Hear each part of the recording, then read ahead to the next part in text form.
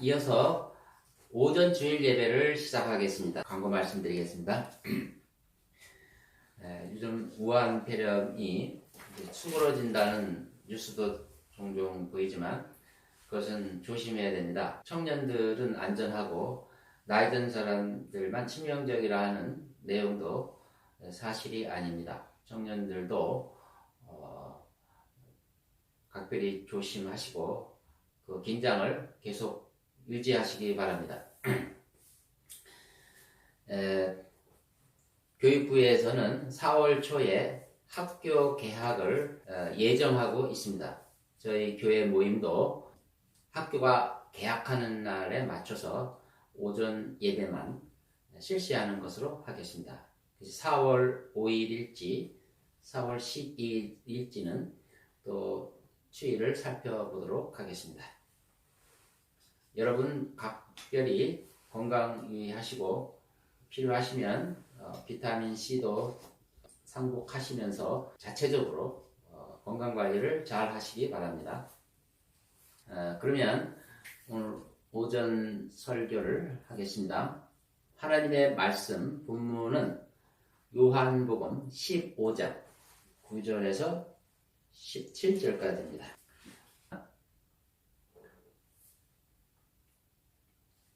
다 찾으신 줄 알고 제가 읽겠습니다.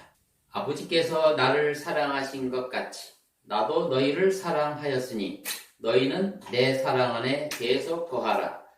내가 내 아버지의 계명들을 지켜서 그분의 사랑 안에 거하는 것 같이 너희도 나의 계명들을 지키면 나의 사랑 안에 거하리라. 내가 이것을 너희에게 말한 것은 나의 기쁨이 너희 안에 머물러 있어 너희의 기쁨이 충만하게 하려는 것이라. 나의 계명은 이것이니 내가 너희를 사랑하는 것 같이 너희도 서로 사랑하라는 것이라. 사람이 친구들을 위하여 자기 생명을 내어놓는 것보다 더 위대한 사랑은 없나니 내가 명령한 대로 너희가 행하면 너희는 나의 친구들이라. 이제부터는 너희를 종들이라 부르지 아니하리라. 이는 종은 자기 주인이 하는 일을 알지 못하기 때문이라. 내가 너희를 친구들이라고 불렀으니 이는 내가 내 아버지께로부터 들은 모든 것들을 너희에게 알게 하였기 때문이라. 너희가 나를 선택한 것이 아니요 내가 너희를 선택하여 임명하였나니 이는 너희로 가서 열매를 맺게 하고 너희 열매가 남아있어 너희가 나의 이름으로 아버지께 구하는 것은 무엇이든지 그분께서 너희에게 주시게 하려는 것이니라. 이런 것들을 내가 너희에게 명령하노니 이는 너희가 서로 사랑하게 하려 함이니라. 아멘. 하나님 말씀을 공독했습니다. 오늘 제목은 예수님의 친구가 되려면 라는 제목입니다. 놀라운 은혜 12번째 시리즈 강의입니다. 예수님의 친구가 되려면. 친한 친구란 나의 인생을 전부 알고 있는 친구입니다. 그냥 서로 대화 정도 하는 친구도 있지만 좋은 친구는 나 자신을 위해서 또 성장하기 위해서 시간과 공간이 필요하다는 것을 아는 자입니다. 좋은 친구는 내가 꿈을 성취할 수 있도록 동기를 부여합니다. 내 삶과 성장을 곁에서 항상 지켜보죠. 내가 두려워할 때 기꺼이 동행해 줍니다. 그리고 그 두려움을 극복할 수 있도록 함께 노력을 하는 친구입니다. 그가 친한 친구라면 관계를 이루는 과정에서 결코 무리를 하지 않습니다.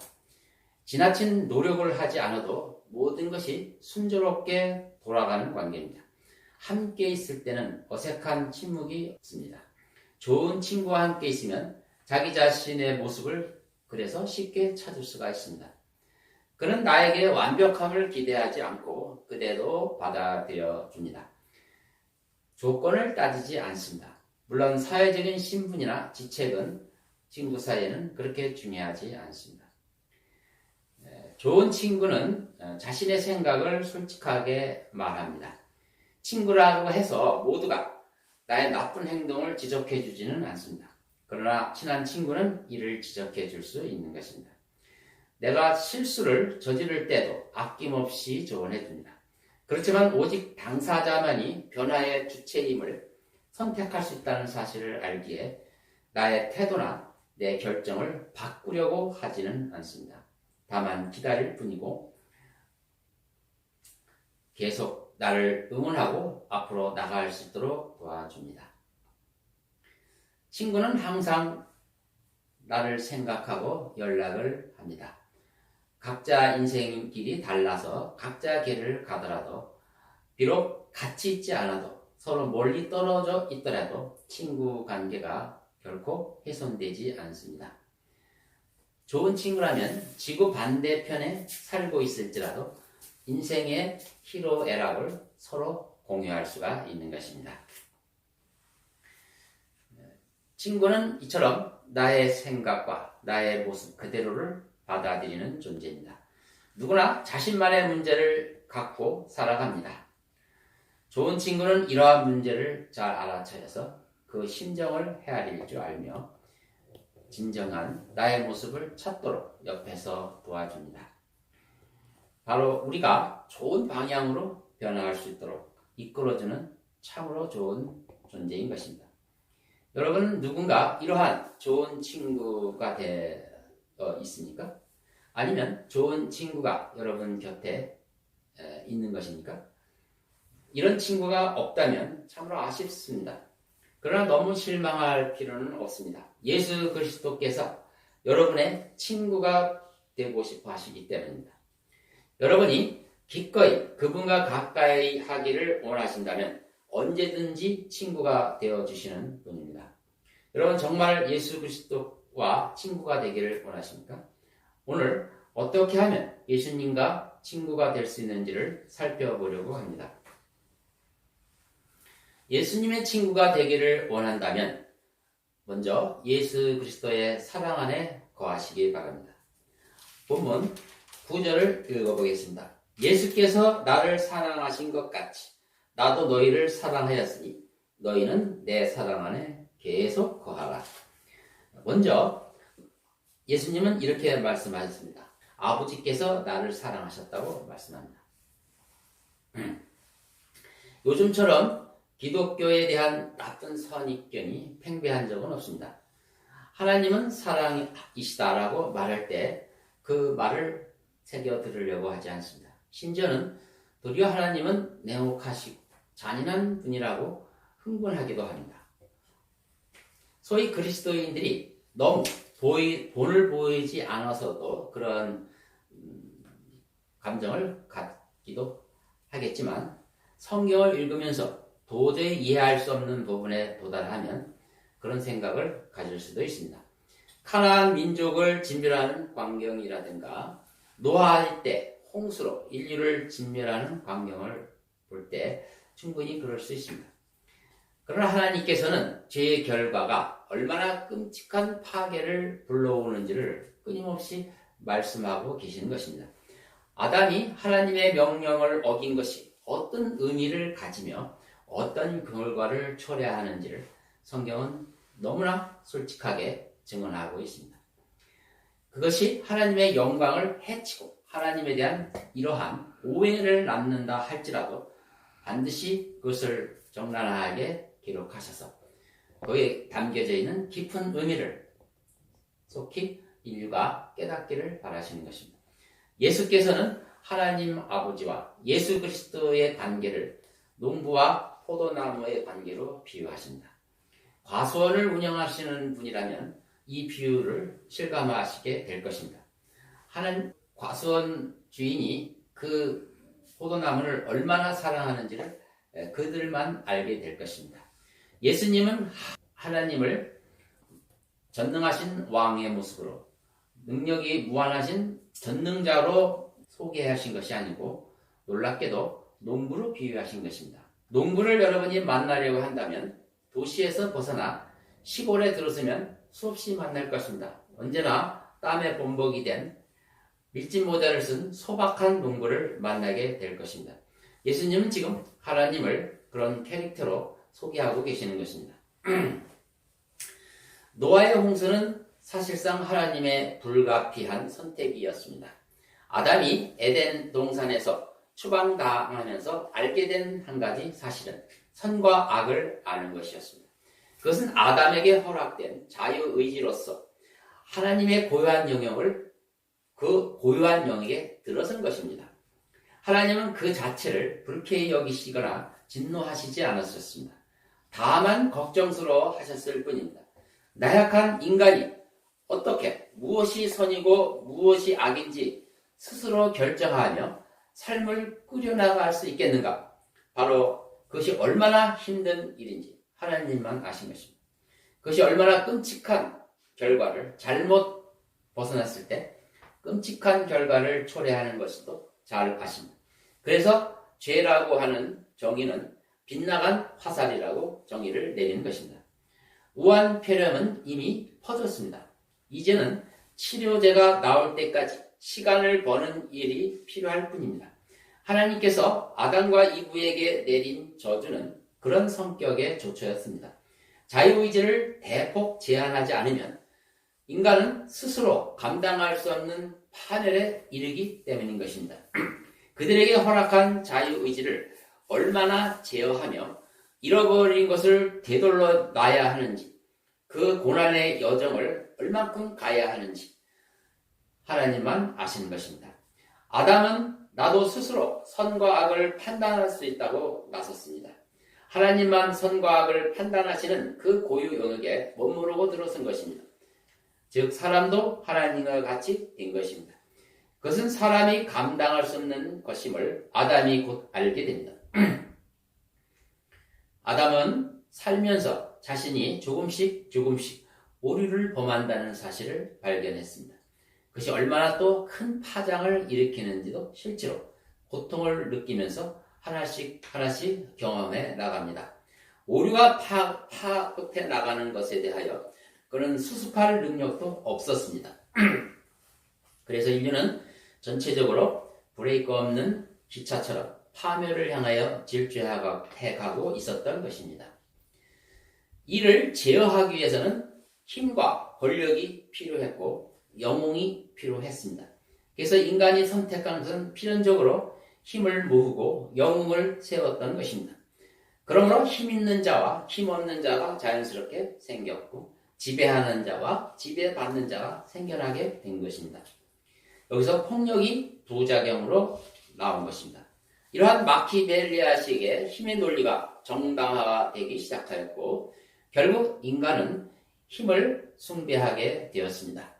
더욱이 초월적인 힘을 가진 천상의 아들들과 연합하기에 이르렀습니다. 그로 인하여 힘의 정신은 더욱 공고해지고 인류의 파멸이 가속된 것입니다. 하나님께서는 급속히 파멸되는 인류를 구원하시기 위해서 최후의 카드를 꺼내 들으신 것입니다. 그것이 바로 홍수와 방주입니다. 누구든지 자신을 돌아볼 수 있는 안목만 있다면 누구든지 방주에 들어올 수 있도록 열을 열어놓았었던 것입니다. 그러나 노아와 그의 가족을 제외하고는 모두가 방주를 외면했고 끝까지 자신을 시험하다가 멸망당했습니다. 어차피 인류는 파멸의 길에 들어선 것입니다. 얼마 안 가서 더 극단적인 지옥을 맛보다가 서로 죽이며 멸망당할 것입니다. 그러나 하나님은 그 모습이 다다르기 전에 하나님께서 홍수를 택하신 것입니다. 그가 방주를 마련하셨지만 인류는 멸망의 길을 선택을 하신 것입니다. 또 하나 가나안 민족의 진멸을 사람들은 이해를 못합니다. 이것은 노아 홍수 심판 때와 성격이 같습니다. 가나안 족속의 삶의 방식도 노아의 때 사람들과 동일합니다. 그들도 힘의 정신을 숭배했고 거인들과 연합을 했습니다. 이미 천상의 아들들의 그 초월적인 능력을 서로 연합해서 누리고 있었던 것입니다.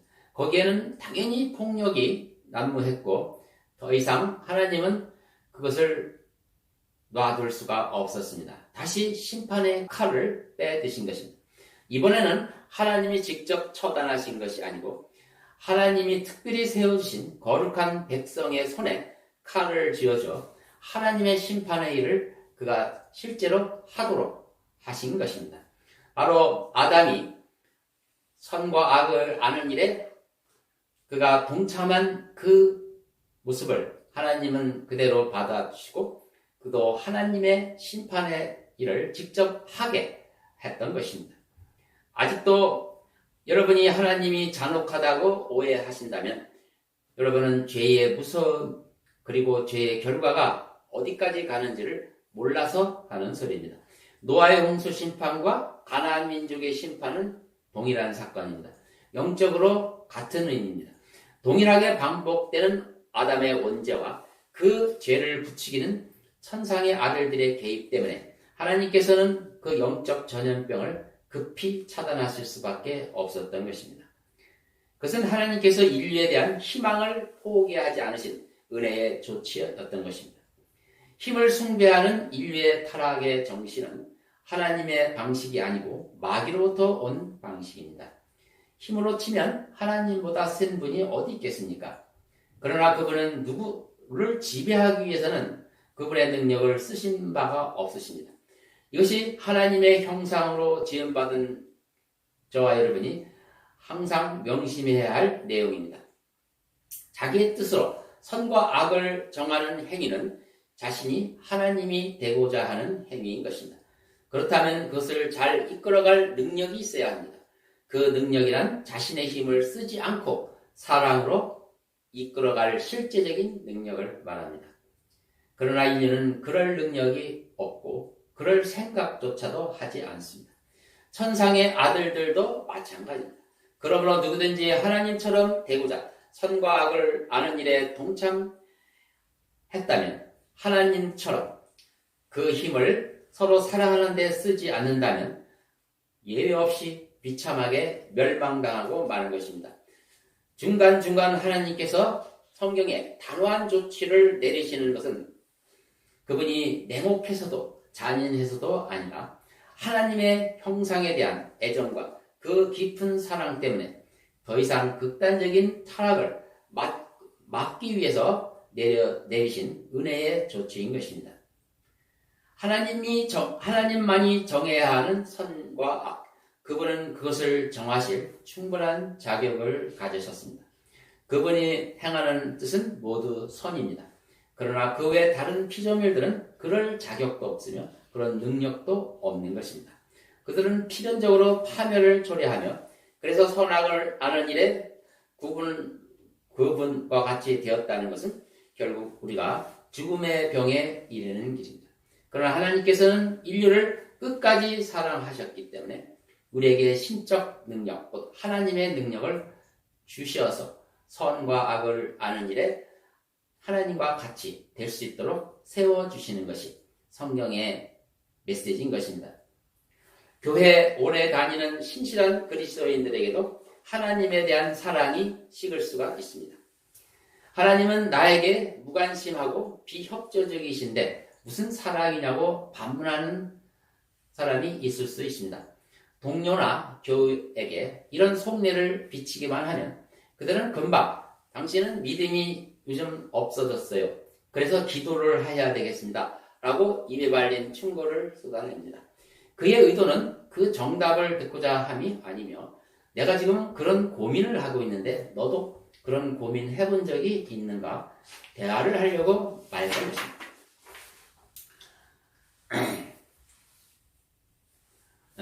그러나 그런 대화가 이제 그 대답에 대화가 막히고 자신의 치부만 드러낸 결과 반발하는 것입니다. 그래서 그럼 지금까지 내가 기도하지 않았다고 말하는 것인가? 나는 하나님에게 불만을 토로하는데 도리어 당신은 내 탓이라고 말하는가? 이렇게 반발하는 것입니다. 신앙생활을 하다 보면 하나님에 대하여 불만이 생길 수 있습니다. 그러나 그 불만을 진지하게 받아줄 교우조차 한 사람 없다는 것이 너무 화가 날 수가 있습니다. 가장 위대한 친내 요한조차도 예수님을 메시아로 이스라엘 사람들에게 증거한 장본이었지만 한때 예수님의 행보에 대해서 이해할 수 없는 것 때문에 회의에 빠지기도 했습니다. 하나님의 뜻과 사람의 뜻이 맞지 않을 때 하나님은 침묵하시거나 기도에 응답하시지 않습니다. 그것이 올바른 것입니다. 사람의 뜻대로 하나님께서 심부름만 하는 존재라고 한다면 더 이상 하나님은 하나님 되심이 아닌 것이죠. 그러므로 하나님께서 신실한, 특히 하나님을 사랑하는 자에게 종종 하나님의 침묵으로 응대하시는 것입니다. 더욱이 하나님은 나에게 관심이 없고 사랑을 해주지 않는다고 생각하는 사람들은 이 하나님의 기쁘신 마음을 헤아릴 줄 알아야 합니다. 먼저 하나님은 당신을 사랑하신 분임을 잊지 마시기 바랍니다. 오늘 본문에 예수께서 너희는 나의 친구라고 말씀하셨습니다. 여기서 너희란 제자들을 포함하여 예수님을 따르는 모든 그리스도인들을 향해서 말씀하는 것입니다. 예수님은 좋은 친구이며 친한 친구라고 말씀하십니다. 예수께서 우리를 사랑하는 그 사랑은 우리는 더 이상 의심할 여지가 없습니다. 십자가와 부활을 통해서 확실하게 증거해 주셨습니다. 우리가 아직 죄인이었을 때 먼저 죽으셨고 모든 빚을 자신의 핏값으로 다 갚아 주신 연후에 오신 것입니다. 그분은 생색내지도 않으셨고 묵묵히 여러분을 위해서 희생하셨습니다. 이보다 더한 사랑을 여러분 어디서 찾을 수 있겠습니까? 예수 믿은 후 내 삶을 돌이켜본다면 고비마다 하나님의 은혜가 없는 때가 없었습니다. 부모의 마음은 자신이 부모가 되면 알게 되는 것입니다. 자식을 키워보면 부모가 얼마나 고생하셨는지 알게 됩니다. 마찬가지로 하나님의 마음을 알려면 여러분이 보다 영적으로 어린 하나님의 자녀를 양육해보면 알게 됩니다. 그 전까지는 여러분은 진정으로 하나님의 사랑의 수고를 모르게 될 것입니다. 예수님은 나도 너희를 사랑하였으니라고 말씀하셨습니다. 늘 여러분과 함께 하셨고 영육간의 피로도를 공급하셨습니다. 그리고 하늘의 소망도 주셨습니다. 많은 유업도 약속해 주셨습니다. 그리고 발을 씻어 주시면서 섬기셨습니다. 오직 홀로 그 무거운 십자가를 지셨습니다. 주님은 그렇게 오직 아버지만 바라보고 제자들을 사랑하셨습니다. 그리고 인류를 위해 자신의 목숨을 아낌없이 들이셨습니다. 여러분, 예수님과 친구가 되기를 원하십니까? 9절의 마지막 말씀을 기억하십시오. 우리가 예수님의 사랑 안에 계속 거해야 한다는 것입니다. 그것은 어떤 상태를 말하는 것일까요? 그것은 예수 그리스도의 계명을 지키는 것이라고 말합니다. 10절을 읽어보겠습니다. 내가 내 아버지의 계명들을 지켜서 그분의 사랑 안에 거하는 것 같이 너희도 나의 계명들을 지키면 나의 사랑 안에 거하리라. 예수님이 분명히 아버지를 사랑한다고 하셨습니다. 아버지는 예수님을 이는 내 사랑하는 자요 내 기뻐하는 자라고 친히 하늘에서 증거해 주셨으니 우리는 의심의 여지가 없습니다. 예수님은 어떻게 아버지를 사랑했을까요? 하늘을 향해서 나도 하나님을 사랑한다고 말로써 그걸 증거했을까요? 예수님은 그렇게 하지 않으셨습니다. 예수님은 아버지가 주신 계명을 순종하심으로 그 사랑을 입증하셨습니다. 요한복음 10장 18절에 아무도 생명을 내게서 빼앗을 자가 없으나 내 스스로 그것을 내어 놓느니라.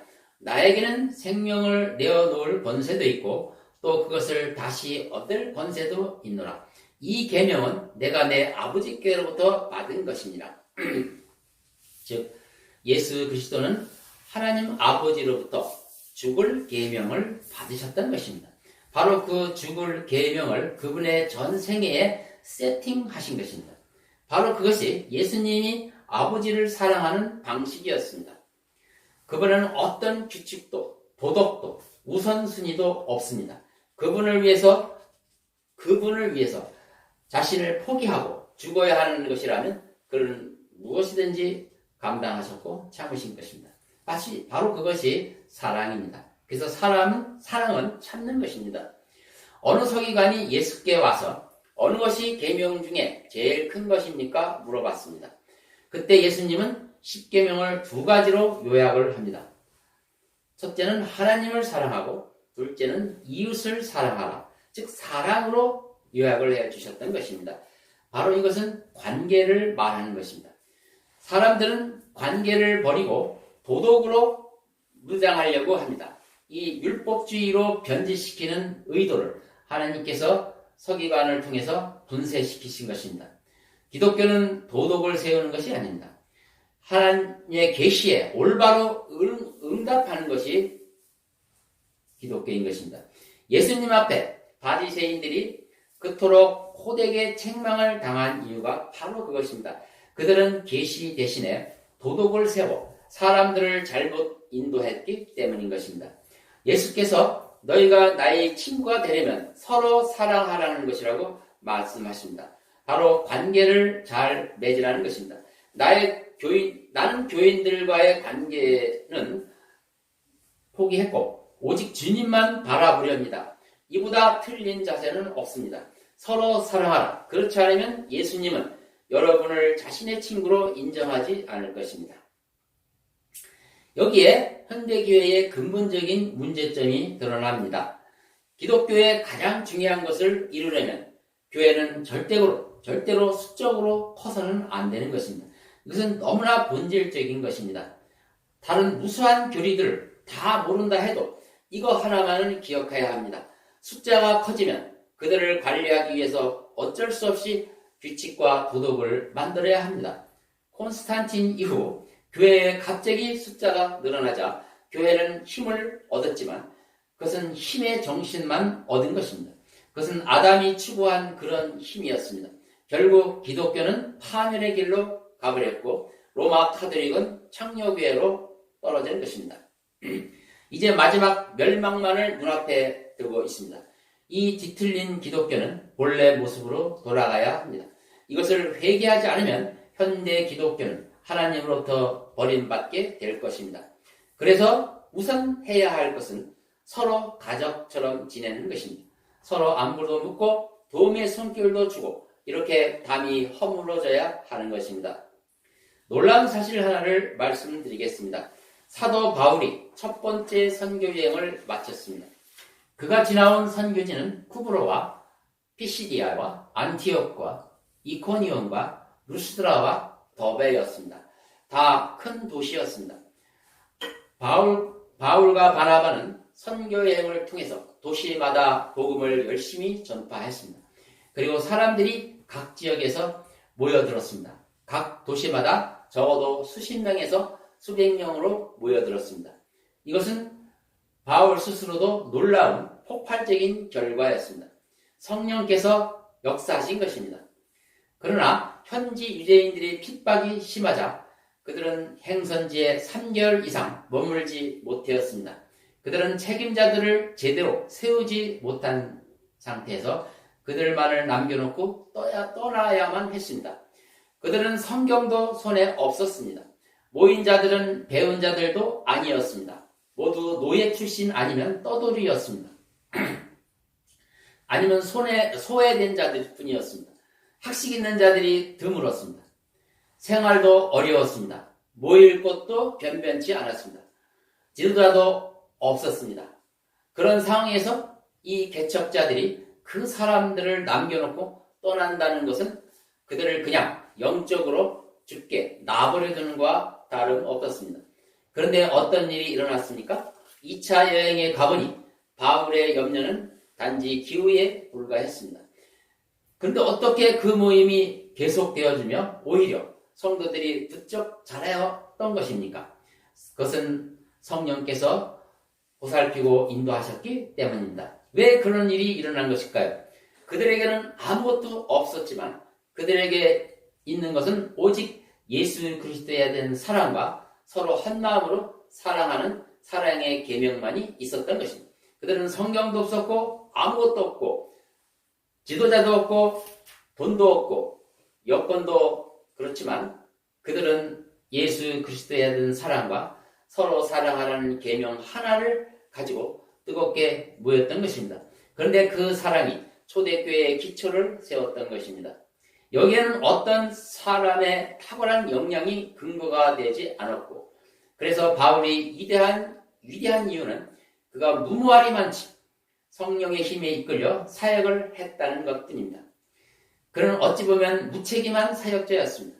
교회가 세워지는데 얼마나 많은 조건이 있어야 하는지 모르는 사람이었습니다. 만약 오늘날 사역자 같은 자가 바울의 길을 갔더라면 바울을 무책임한 자로 낙을 찍었을 것입니다. 어떻게 해서든 체계를 만들어 놓고 떠났을 것입니다. 그러나 성령님은 우리가 생각하는 이상으로 바람 같은 자유로운 분입니다. 바람이 음으로 불어 어디로 가는지 너희가 알지 못하느냐. 그렇습니다. 성령은 자유의 영이십니다. 너희가 진리를 알게 되리니 그 진리가 너희를 자유케 하시라. 성령이 오시면 저와 여러분을 진리 가운데로 인도하시라고 말씀하는 것입니다.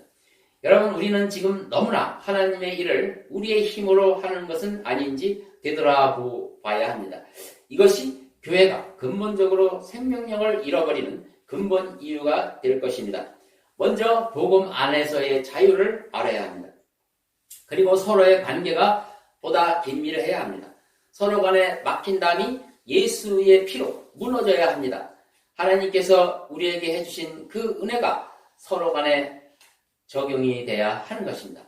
우리는 가족 같은 존재입니다. 하나님께서 우리 교회에 누군가를 보내주셨다면 그 사람은 형제 자매로 여겨야 합니다. 그리고 그 짐을 함께 짊어져야 하는 것입니다. 그것은 정죄하고 그들을 가리키고 그들을 억압하는 것은 바리새인들이나 하는 짓입니다. 부족하면 우리가 온유의 마음으로 가르쳐야 하지만 먼저 내 가족으로 만들어야 하는 것이 우선입니다. 이 일에 우리 모두는 부름을 받은 것입니다. 예수님의 친구가 되기 원한다면 먼저 예수님의 기쁨을 공유하십시오. 11절을 읽겠습니다. 내가 이런 것을 너희에게 말하는 것은 나의 기쁨이 너희 안에 머물러 있어 너희 기쁨이 충만하게 하려는 것이다. 예수님은 심오한 말씀을 전한 것이 아닙니다. 그분은 아버지께서 명하신 죽을 계명을 묵묵히 실행함으로 그분은 항상 그 마음에 기쁨으로 충만했습니다. 만약 여러분들이 성도들 간에 서로 사랑하는 그 새 계명을 묵묵히 실행하신다면 여러분의 삶은 항상 기쁨으로 충만할 것입니다.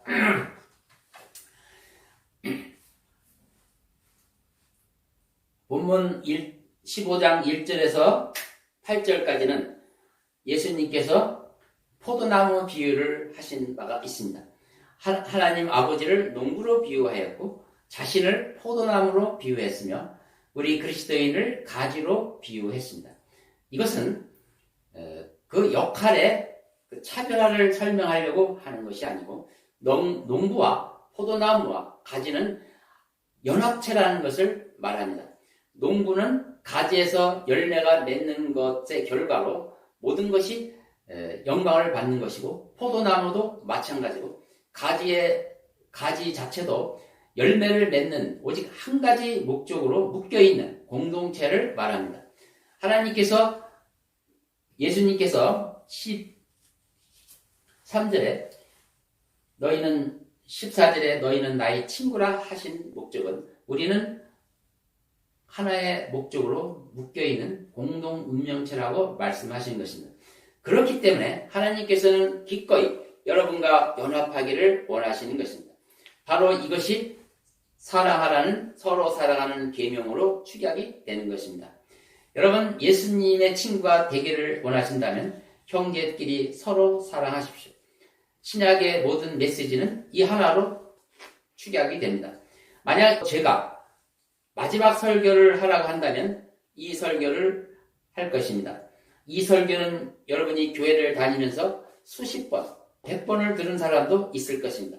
그렇지만 이 내용만큼 본질적인 내용은 없습니다.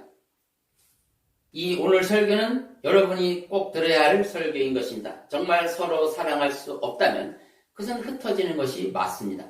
왜 시간 낭비를 해야 합니까? 모였다면 서로 사랑해야 할 대상이라고 생각하십시오. 과거 부모들은 결혼할 때 집안끼리 사주단지만 오가면 그것으로 결혼이 성사되었습니다. 그들은 결혼 당사자에 대해서 한 번도 만나보지 못한 상태에서 결혼 생활을 시작했던 것입니다. 그러나 그들은 잘 살았습니다. 우리 부모들이 그렇게 했던 것입니다. 하나님께서 교회를 세우시고 성도들을 여러 분야의 성도들을 불러 모으십니다. 우리 교회를 누군가 방문했다면 그 사람이야말로 내가 전적으로 사랑해야 할 존재입니다. 그가 어떤 얼굴을 가졌고 어떤 조건인지 그것은 전혀 문제가 돼서는 안 되는 것입니다. 그것이 바로 교회를 결혼으로 비유하는 이유가 바로 그것입니다. 그래서 이 교회의 신비를 또 결혼과 연결지고 계신 것입니다. 그렇습니다. 하나님께서는 각 지역교회를 세우셔서 그 교회에 함께 하시고 그 교회의 머리가 되십니다. 그 유일한 목적은 열매를 맺고자 하는 것이며 그것은 우리가 서로 사랑하는 것으로 이루어집니다. 만약 우리가 서로 사랑하는 것을 등한히 여기고 다른 일에 집중한다면 그것은 아무것도 아닌 것입니다. 바로 이것을 우선순위로 뒤로 밀어놓고 다른 일을 더 집중한다면 우리는 아무것도 하지 않는 것과 같은 것입니다. 오늘 설교 말씀의 내용은 그렇습니다. 가장 본질적인 것은 우리가 서로 사랑하는 그러한 모습을 보일 때 예수님이 진정으로 우리를 친구로 삼아 주신다는 말씀입니다. 결론을 말씀드립니다. 무엇이 더 중요한지 우선순위를 따지려 한다면 그는 어느 서기관처럼 목록을 작성하고 우선순위를 매기는 일을 할 것입니다. 그러나 예수님은 분명히 한마디로 요약하십니다. 서로 사랑하라. 그것이 모든 답이라고 말씀하는 것입니다. 따라서 우리는 사랑의 관계를 회복하는 것이 무엇보다도 우선임을 명심해야 될 것입니다. 그러므로 저와 여러분은 이제 더욱 서로 사랑하는 여러분들이 되시기를 바랍니다. 기도하겠습니다. 하나님 감사합니다. 오늘 설교 말씀을 듣고 하나님의 말씀으로 들으셨다면 우리 성도들이 참으로 이 새 계명을 전 인생에 전부로 세팅하며 남은 인생을 이 계명을 준행하는데 맞추며 살아갈 수 있도록 해주시고 그로 인하여 예수님이 경험하신 그 기쁨으로 충만한 우리 성도들 되게 해 주옵소서. 예수 그리스도 이름으로 기도합니다. 아멘. 마치겠습니다.